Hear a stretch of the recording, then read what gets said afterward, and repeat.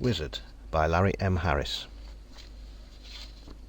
Although the masquerade itself, as a necessary protection against non-telepaths, was not fully formulated until the late years of the 17th century, groups of telepaths in hiding existed long before that date. Whether such groups were the results of natural mutations, or whether they came into being due to some other cause, has not yet been fully determined, but that a group did exist in the district of Offenburg, in what is now Prussia, we are quite sure.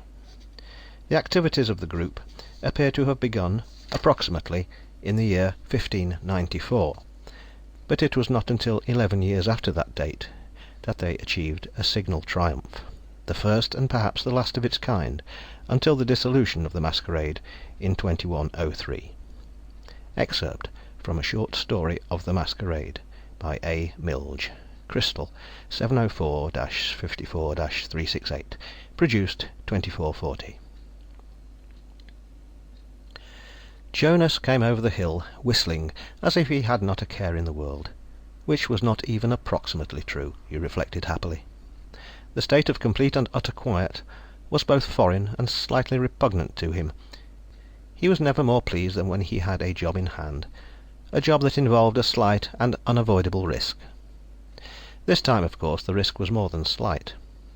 Why, he thought happily, it was even possible for him to get killed, and most painfully too.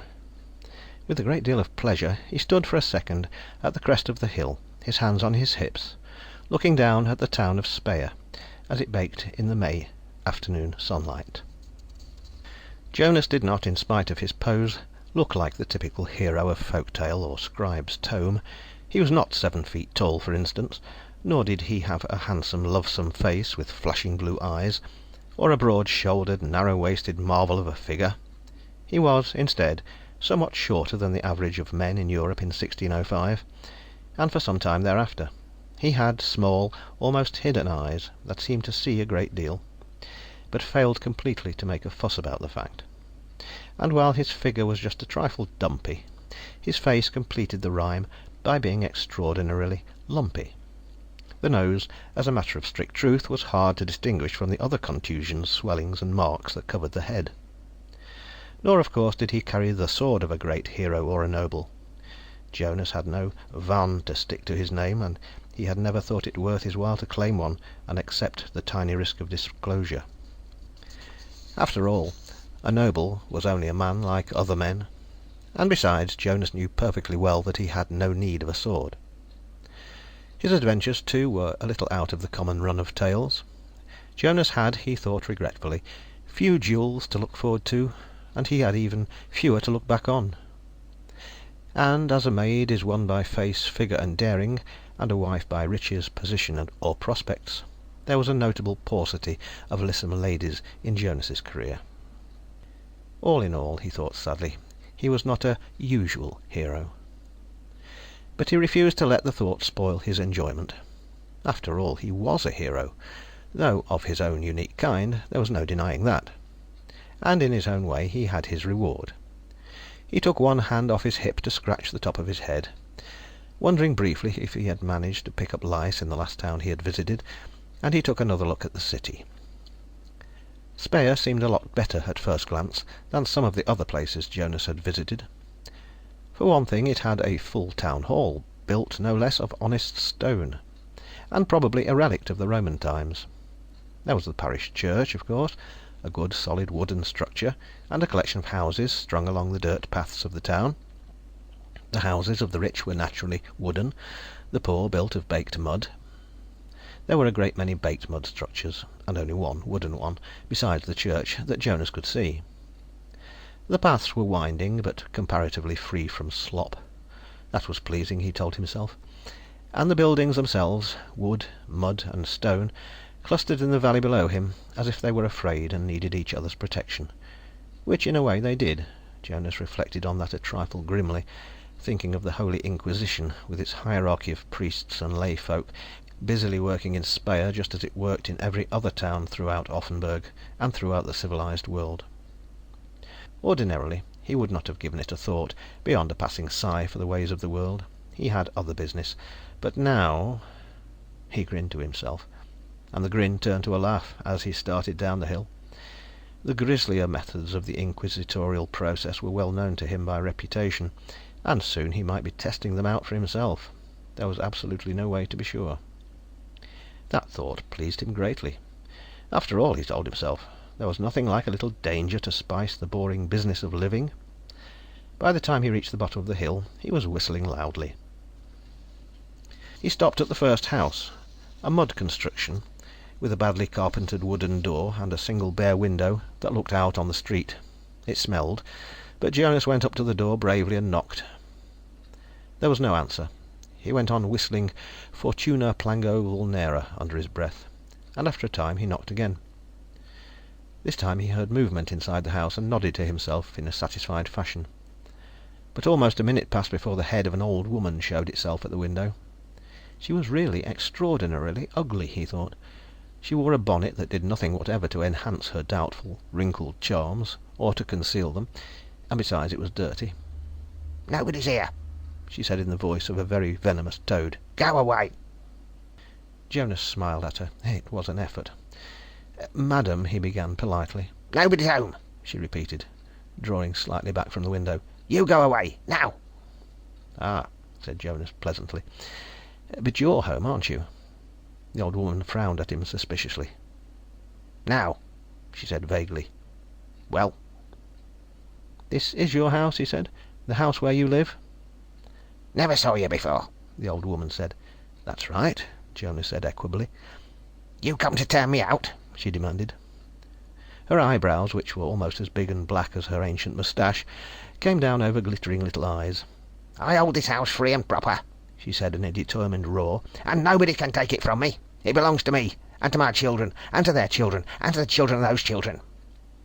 The catalogue seemed likely to go on forever. "Exactly," Jonas said hastily. "Well then," the old woman said, and started to draw back. Jonas gestured lazily with one hand. "Wait," he said. "I am not going to take your house away from you, madam. I am only here to ask you a question." "Question?" she said. "You come from Herr Knupf. I'm an old woman, but I do no wrong, and there is no one can accuse me of heresy. I'm in church every week, and more than once. I keep peace with my neighbours, and there's none can say a mystery about me." The woman, Jonas thought, was full to the eyebrows with words. Probably, he told himself, trying to be fair, she didn't have anyone to talk to until a stranger came along. He sighed briefly. "I do not come from the Inquisitor," he said truthfully, "nor is my question one that should cause you alarm." The old woman pondered for a minute. She leaned her elbows on the window sill, getting them muddy. But that, Jonas thought, didn't seem to matter to this creature, apparently. "Ask," she said at last. Jonas put on his most pleasant expression. "Madam," he said, "I wish to know if there be any family in this town to give room to a wayfarer, understanding, of course, that the wayfarer would insist on paying well," he added. The old woman blinked. "You looking for an inn?" she said. "An inn in this town?" The idea appeared to strike her as the very height of idiocy. She covered her face with her hands and shook. After a second, Jonas discovered that she was laughing. He waited patiently until the fit had left her. "Not an inn," he said. "There is no inn here, I know. But a family willing to take in a stranger—" "Strangers are seldom here," she said. "Herr Knupf watches his flock with zeal." Which meant, Jonas reflected, that he was in a fair way to get himself burned as a heretic, unless he watched his step carefully. "Herr Knupf's fame has reached my own country far away," he said with some truth. "Nevertheless, a family which—" "Wait," she said. "You have said that you will pay well, yet you do not appear rich." Jonas understood. Fishing in his sewn pocket, he withdrew a single shiny coin. "I also wish," he said smoothly, "to pay for any help I may receive, such as the answering of an innocent question, a question in which the respected Inquisitor Knupf can have no interest whatever." The old woman's eyes went to the coin and stayed there. "Well," she said, "it is said that the family called Sharp has a house too large for them, now that the elder son's gone. There is only the man, the wife, and a daughter. It is said that the man is in need of money. He would accept payment, were it generous, in return for sharing room with his house." "I would be most grateful," Jonas murmured. He passed the coin over. The old woman's hand snatched it and closed on it. "Where might I find this family?" he said. It is now late in the afternoon, the old woman said. Perhaps they are at home. You will see a path which takes you to the left. Follow it until you reach the last house. Knock at the door. I shall, Jonas said, and many thanks. The old woman, still clutching her coin, disappeared from the window as if someone had yanked her back. Jonas turned with relief and got back on the path, but it stank quite as badly as the house had. He endured the stench heroically. Sharp proved to be a barrel-shaped man who was unaccountably cheerless, as if the inside structure had been carefully removed and then replaced by sawdust, Jonas thought. Even the offer of 7 kroner for a single week's stay failed to produce the delirious joy Jonas had expected. "The money is needed," Sharp said, in a dour, bass voice, staring off past Jonas's left ear at the darkening sky. "And for the money you will be welcome. I must take your word that you are not dangerous. I can only pray that you do not betray that trust." It was far from a warm welcome, but Jonas was satisfied with it. "I shall work to do you good," he said, "and not evil." "Stranger," Sharp said, "work for your own good. Do nothing for me. This is an accursed family. There is no good to be done to me or to my wife or child." Jonas tried to look reassuring. He thought of several things to say about the sunny side of life, and decided on none of them. "My sympathy," he began. "Your sympathy may endanger you," Sharp said. "My son is gone. I pray that there is an end to it." Jonas peered once into the mind of the man, and recoiled violently. But he had enough in that one glimpse to tell him the reason for Sharp's misery, and it was quite reason enough, he thought. "Herr Knupf." "We do not mention that name," Sharp said. "My wife has resigned herself to what has happened. I am not so wise." "I promise you," Jonas said earnestly, "that you will be in no danger from me. No, more, that I will help you out of your difficulties and ensure your peace." "Then you are an angel from heaven," Sharp said bitterly. "There is no other help, while the Inquisitor remains and our sons become suspect to his rages." Jonas shook his head. "There is help," he said, "and you will find it. Your son is gone, accused, questioned, confessed, and burnt. But there will be no more." Sharp looked at him for a long time. "Come with me," he said at last, and led the way into his mud house.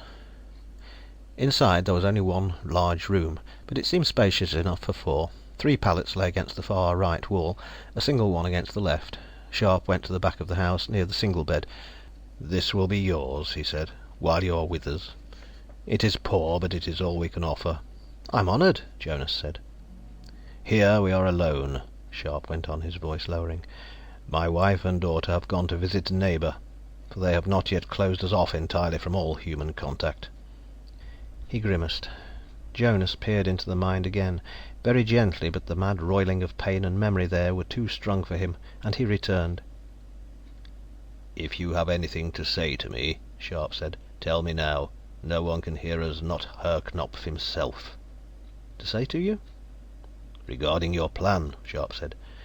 "Surely you have a plan, and if I may play any part in it." Jonas blinked.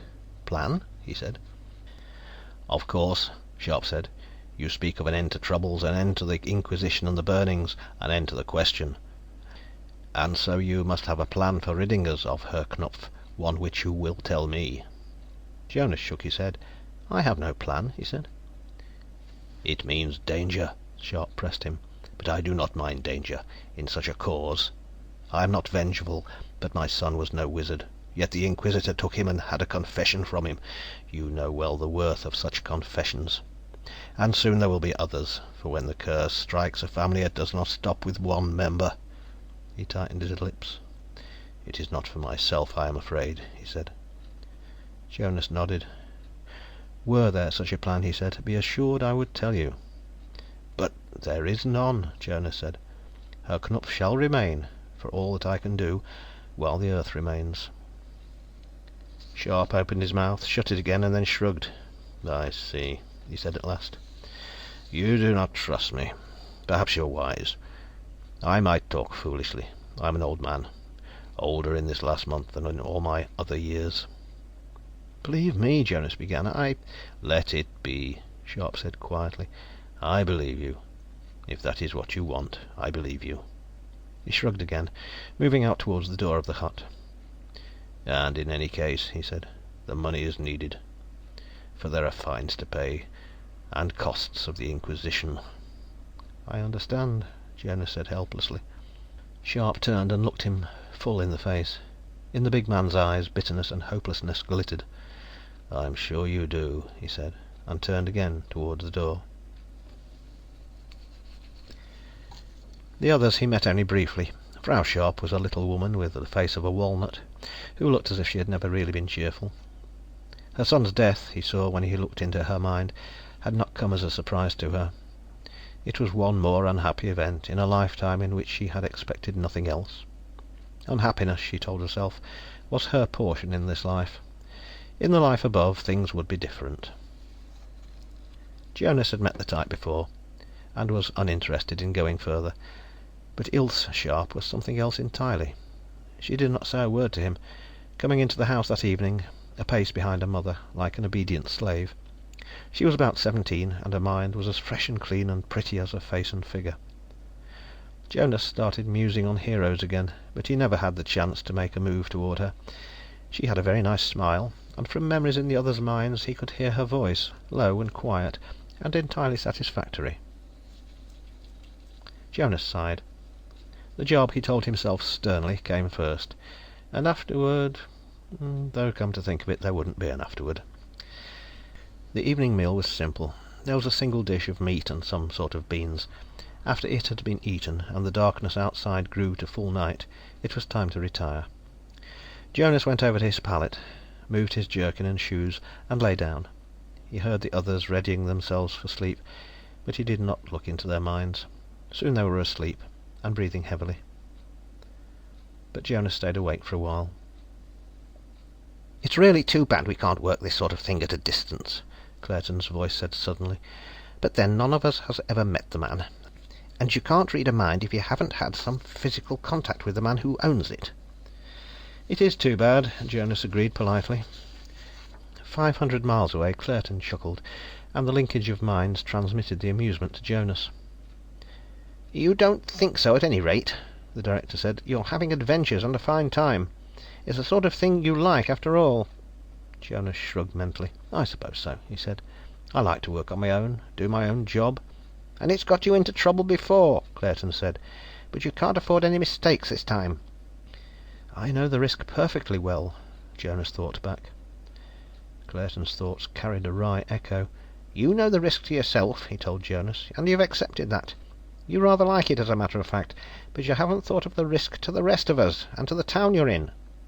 Jonas sent a thought of uncertainty. What? Claerten transmitted the entire picture in one sudden blow. The chance that Jonas would not be killed immediately, but it would be discovered. The chance that the Inquisitor would get from him the secret of the Brotherhood. "That's impossible," Jonas said. Claerten sounded resigned. "Nothing's impossible," he said. "And if the secret is let out, why, the Brotherhood is finished. Finished before it's barely started. Because you can read a man's mind doesn't mean you can defeat him, Jonas." "But you know what he's going to do." "And if he's got you in a wooden house, and he's going to burn it down, what good does your knowledge do you?" "But you can transmit false thoughts." "And confuse him," Claerten said. "Fine, fine, if you've ever met the man before. And suppose you haven't. Then you can't transmit a thing to him. You're trapped in the house, remember, and the fire's started. What good's your telepathy?" "But—" "It's a sense," Claerten said, "like any other sense, but it isn't magic any more than your eyes are magic. They're given by God, if you like. They grow, they develop, so the ability to read minds, to transmit thought, is given by God. No one knows why or how. 15 of us have developed it. 15 who are members of the Brotherhood.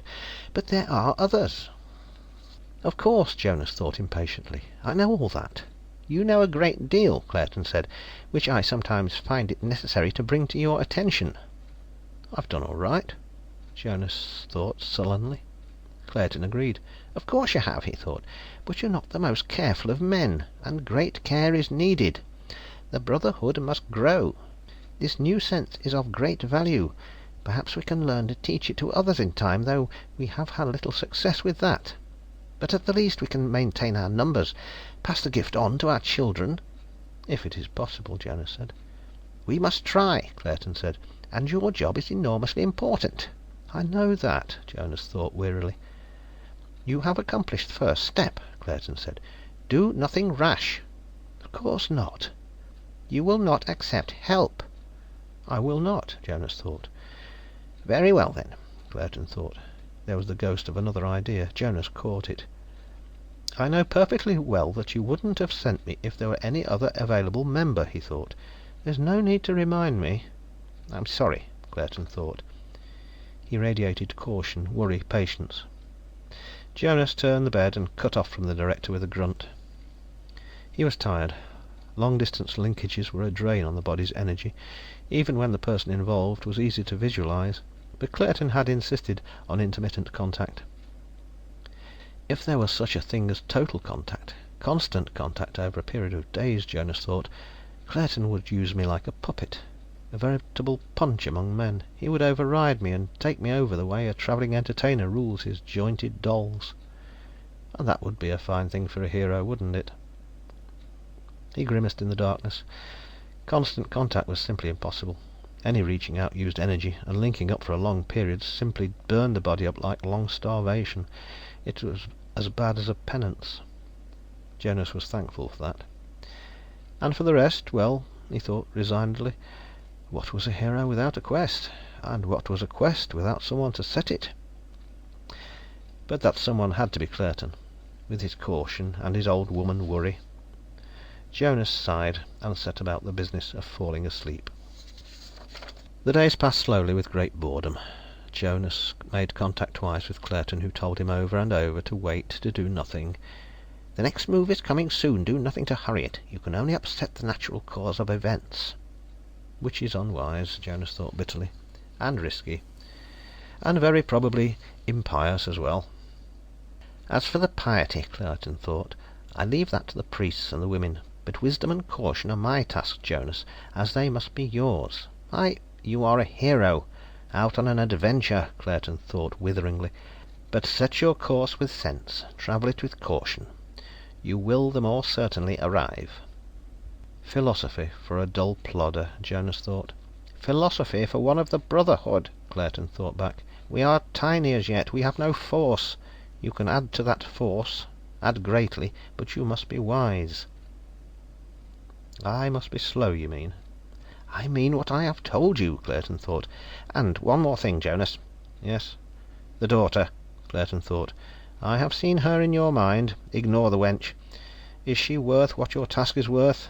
I never... Then my caution is unnecessary, Claerten thought. But in the unlikely case that she might tempt you to folly, remember it. Jonas, who disliked irony, sighed and cut off. That was the third night. During the days he had done the things he had planned. He did no work with the Sharps, but let them find him, when they returned to the hut in the evening, reciting strange words. Once he built a small outdoor fire and walked around it widdershins for several minutes. Then he put out the fire and went inside. He wasn't sure whether or not anyone was watching him that time. But sooner or later it had to happen. And it happened, as Jonas had suspected it would, through the wife. Mrs. Sharp came back to the hut early one day, threw a frightened glance at Jonas sitting in a corner doing nothing at all, and left.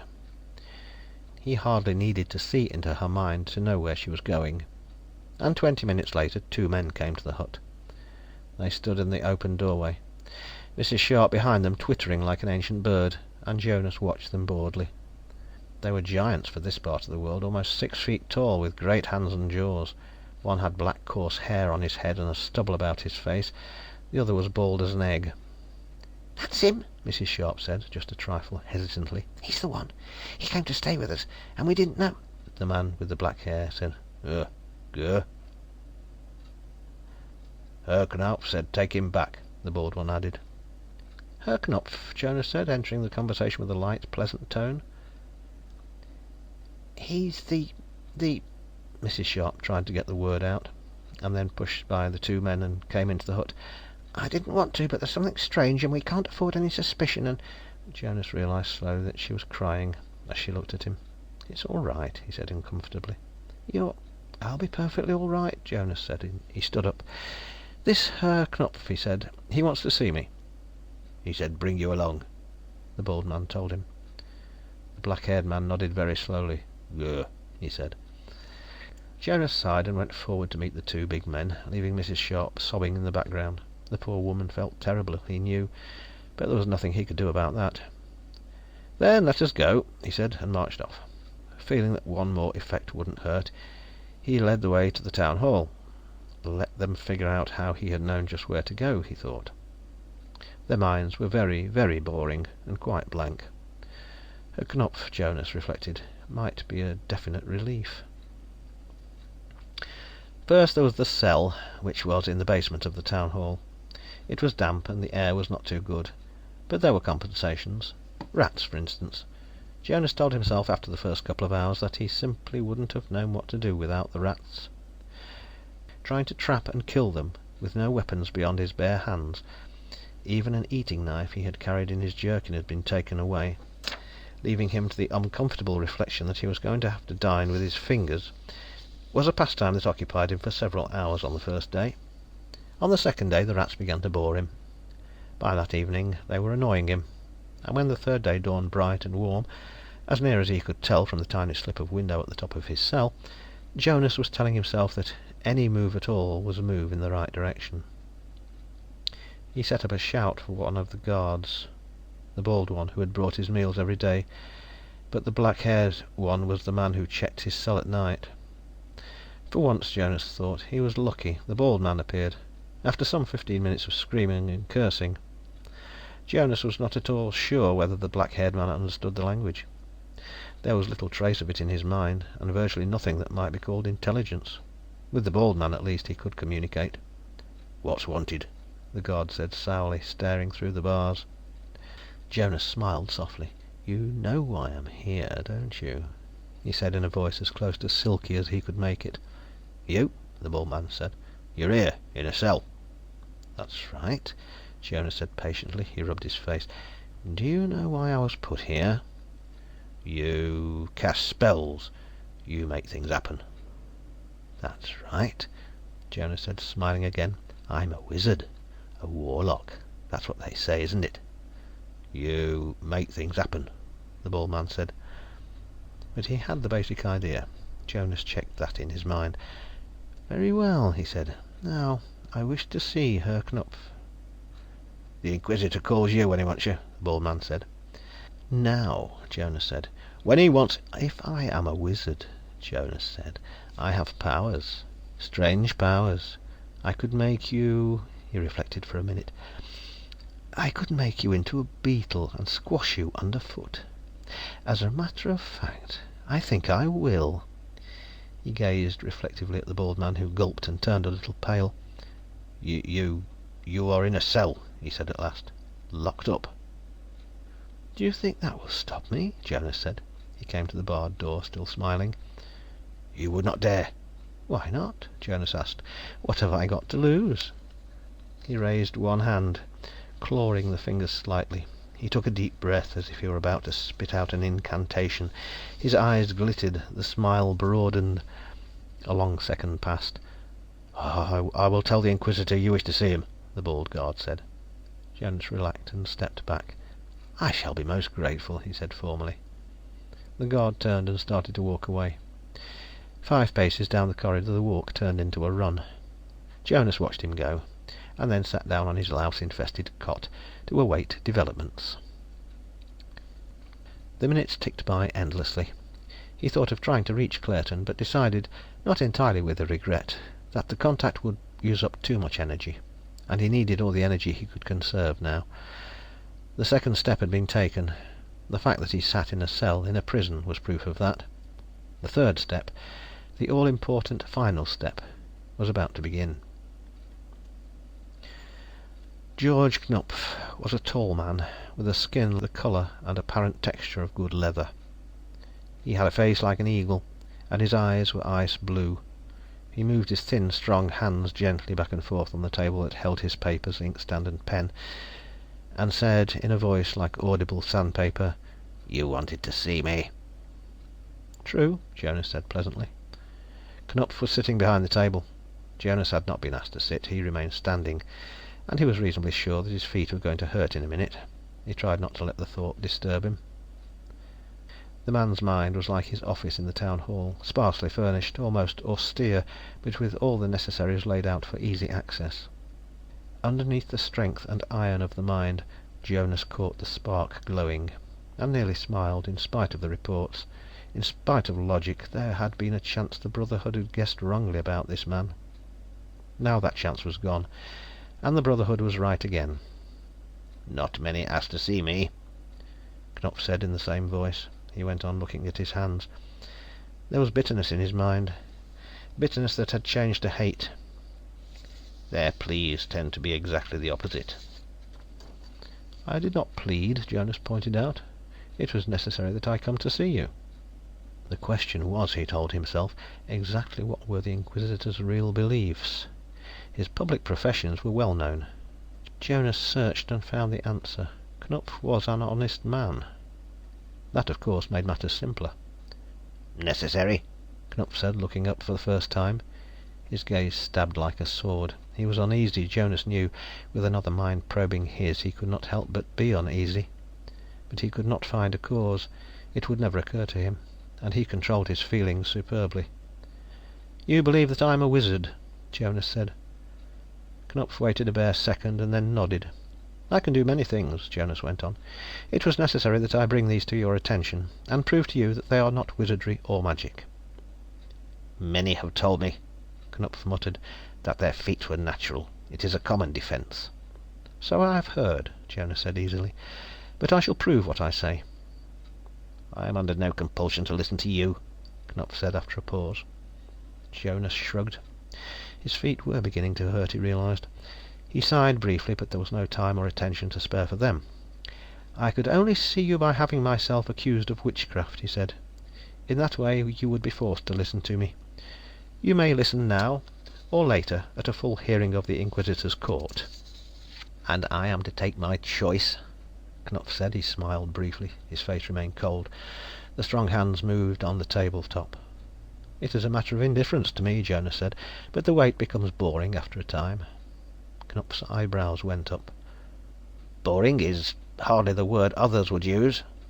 "I am not like others," Jonas said. He wished for Claerten suddenly, but there was no way to reach him safely. He had to make his move alone. Well, he told himself, that was what he had wanted. "I can tell what is in your mind," he said. The words hung in the air of the room for a long time. At last Knupf nodded. "The devil grants to many his power of seeing the minds of men," he said quietly. "This is not devil's work, as I shall prove," Jonas said. He shifted his feet. "But let me establish one point at a time, in the most scholastic manner, if you will permit." "I permit," Knupf said. There was interest in his mind, overlaid with skepticism, of course, but interest all the same. That, Jonas thought, was a better sign than he had dared to hope for. "Very well," he said. "Think of a word. Think of any single word. I shall tell it to you." "As any wizard might do who has the help of his lord the devil," Knupf muttered. "Do you expect this to prove—" "One thing at a time," Jonas said. Knupf nodded. A second passed. Jonas licked his lips. The possibilities paraded before him. On one hand, success. On the other, there was the torture and death of the Inquisition. Jonas took a deep breath. There was no way to back out now. Heroism looked a little empty, though. He closed his eyes. "Cabbages," he said. Knupf neither applauded nor looked surprised. "As I have said," he murmured, "that which the devil can grant." He paused and looked down at his hands. "Am I to take this as a confession?" he said. "Do you wish to hurry your own death?" "I am no wizard," Jonas said. "A stranger," Knupf said, "who enters a small city, is seen at mysterious undertakings, plucks words out of the centre of a man's mind. Why, the picture is a classic one. Del Rio himself, Holzinger, or any of the others could not describe a better." "Yet all this was done to draw your attention, to fix it on what I have to tell you," Jonas said, shifting his feet again. "I am no wizard, but a man who may do certain things, and here is my proof. You may do the same yourself."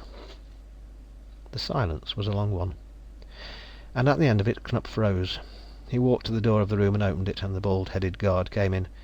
"He has tried to tempt me to pact with Satan," the Inquisitor said. "But take him away." Someday, Jonas thought, back in his cell, there would be a method of controlling minds that did not require the willing cooperation of the two parties. Someday the man who reads minds would be more than a passive onlooker. But the talent was new, it needed practice, it needed training. The cell grew dark as the night came, and the dampness seemed to increase. Jonas heard squeaking and thought of the rats, but he couldn't even summon up enough energy to try for them. He sat cross-legged in a corner of the cell and closed his eyes. He sighed once, deeply. This was what a hero came to, he told himself. This was the end of heroics and playing a lone hand. Why, if he had to do it all over again, he would... "You would do exactly the same thing," Claerten's voice said. Jonas grinned suddenly and sat straighter. I should have known you'd be getting into contact sooner or later, he thought. "I try to keep track of all our men," Claerten thought. "In a case like yours, I try harder." My foolishness, Jonas thought, sometimes works to my benefit. Claerten's thought was wry. "If you hadn't got impatient and tried to hurry things," his voice said in Jonas's mind, "you wouldn't be back in your cell now. There is a time and a place for your disclosure." Another day in here would have driven me out of my wits, Jonas thought. "Better out of your wits than dead," Claerten thought. Jonas sighed. "However," Claerten went on, "there is still a way out for you. I have read the situation in your mind, and your next move will have to be rather more spectacular than usual." "So long as it works," Jonas said, "I will be satisfied." "It will work," Claerten said. "At least, I think it will." Another day dragged by. Jonas put in his time alternately going over the new plan and feeling more frightened than he had ever believed possible. Claerten reached him once, but the contact was weak and fleeting. The Director hadn't enough strength to reach him again, at least not for a day or so. Jonas was exactly where he'd wanted to be, on his own. He hated the idea. Time passed, somehow. When morning dawned, Jonas awoke to find the door of his cell being unlocked. The bald man and the black-haired man were both there. He looked up at them with distaste. Then he saw what was in their minds, and the distaste changed to fear. "You have confessed," the bald one said. "It is necessary that you ratify your confession. Come with us." Jonas knew what that meant. A ratification of a free confession took place under torture. He wiped his face with one hand, but he hardly thought of escaping. He had to go through with the plan. The two guards came into the cell and gripped his arms. Jonas allowed himself to be carried out into the corridor, and down it to a great wooden door. The guards opened it and dragged him through. The torture chamber was brightly lit, with torches in brackets along the walls that gave off, by a small fraction, more light than smoke. In one corner the rack itself stood, and there were other tools of the trade scattered around the room. Jonas found that he was sweating. The guards brought him to the centre of the room. Knupf was standing near him, a perfectly blank expression on his face. His voice was the same rough rasp, but it seemed almost mechanical. "You have confessed to me," he said, "your heresy. Now you will be made to ratify your confession. That done, your penalty will be exacted." And the penalty, of course, would be death. Death at the stake. He forced himself to remain calm. Now was the time for his play. He took a deep breath and felt the strength in him gather to a single point and flow outward. The two men suddenly seemed to stagger. There was a second of confusion, and they had let him go. He stood alone in the room. He turned and walked to the door, but he did not open it. Instead, he leaned against it.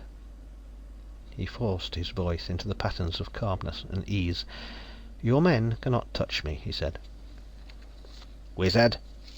"No," Jonas said. The confusion he was broadcasting kept the men from doing anything that required even a simple plan, but he couldn't keep it up for long. "A man like yourself, a man with a particular talent given by God." "The name of God?" "I can say that name," Jonas told the Inquisitor. "No wizard may say it." "It's a trick," Knupf said. Jonas shook his head. "Not at all. I will ask you to do nothing against the faith. I will merely ask you to test for yourself what I say." "You are a heretic," Knupf said stubbornly. "I cannot." "You can pray." Jonas said. Knupf blinked. Pray? He said. Meditate on a prayer, Jonas said. Keep your mind open. Keep yourself ready for the gift of God. It will descend on you. Knupf shook his head. It is a trick, he began. A trick, Jonas said, with the prayers of God and his church? And that was the unanswerable question, for no wizard could use the name of God, no wizard could pray. So the Inquisition said, so Knupf said, so Knupf had to say, and so he had to believe. Slowly his mind opened and became receptive. The prayer hung in the air of the smoky room. Jonas slipped in. Now, he said quietly. His control slipped. The two guards came towards him, overpowered, and held him in a brief second. Wait, the Inquisitor said heavily. Wait. Release him. And so, Claerten thought, the job was accomplished. Naturally, Jonas thought. Claerten's thought had an overtone of weariness. There is no need to be smug, he told Jonas. After all, you did not do the job yourself. Unimportant, Jonas thought. The man is convinced. He can be trained further and join the Brotherhood. It will take time, Claerten said. A few years, perhaps, but in the meantime there will be no trials in Speyer. No trials, Jonas thought. But... oh, I see. Of course, Claerten thought. Any man who considers himself a wizard will have his mind seen by the Inquisitor, and since there are no wizards, at least none we have discovered, the trials will cease, Jonas finished. And the Brotherhood has gained a new member, Claerten said. A member with influence and power. It is an important step forward, Jonas. Of course, Jonas thought disinterestedly. Yet you seem bored by the matter, Claerten thought, puzzled. And I don't see... Oh, I see the woman in your mind, the daughter. And... Now stop it, Jonas thought. Stop it. Cut off. After all, he finished, there are times when even a hero wants a little privacy. Postscript. In 1605 to 1606, in Offenburg, there were no executions. H. C. Lee, Materials Towards a History of Witchcraft, Volume 3, page 1148. The end.